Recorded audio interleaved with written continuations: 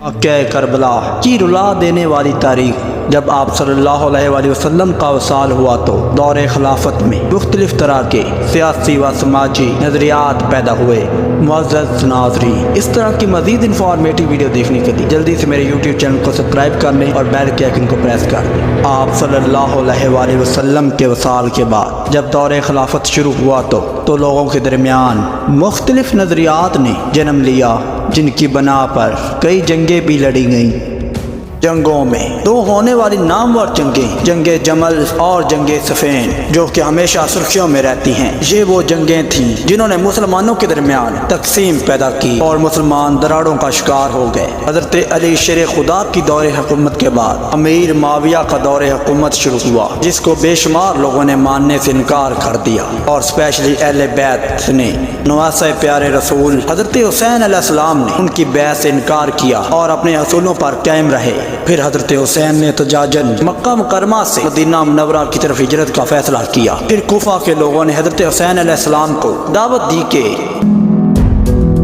آپ بھی کوفہ کا رخ کریں، ہماری جماعت بھی آپ کے زیر سایہ اپنا احتجاج ریکارڈ کروانا چاہتی ہے۔ تو حضرت امام حسین نے کوفہ کی جانب رخ کرنے کا فیصلہ کیا۔ جب آپ کوفہ گئے تو راستے میں بہت سے قبائل نے آپ کا خیر مقدم کیا اور بہت سے قبائل نے اس کی شدید مخالفت کی، لیکن حضرت امام حسین نے حق کا دامن نہ چھوڑا اور اپنا سفر جاری و ساری رکھا۔ حضرت امام حسین جب کوفہ پہنچے تو آپ کو کربلا پہنچایا گیا۔ اس کے پیچھے ایک بہت بڑی سازش موجود تھی۔ کربلا وہ جگہ تھی جہاں تپتی دھوپ، ہر طرف صحرا، نہ کوئی پانی اور دشمن کی بڑی فوج کا آپ کو سامنا کرنا پڑا۔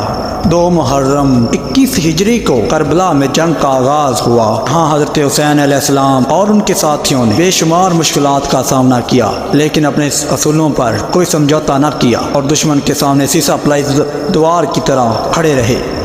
جنگ میں حضرت حسین علیہ السلام کے بے شمار ساتھی شہید ہوئے، جن میں ان کے اہل خانہ، وفادار دوست اور ان کے بہادر جنگجو شامل تھے۔ اس جنگ میں ہر ایک شہادت نے مظلومیت کی نئی تاریخ لکھی۔ پھر حضرت حسین علیہ السلام نے بھی شہادت مقام حاصل کیا، لیکن حق کا علم بلند کیا۔ حضرت حسین علیہ السلام اور ان کے ساتھیوں کی قربانیاں آج بھی کئی مردہ ضمیروں کو جھنجھوڑتی ہیں اور حق کے ساتھ چلنے کا درس دیتی ہیں اور ظلم کے خلاف کھڑے ہونے کا پیغام دیتی ہیں۔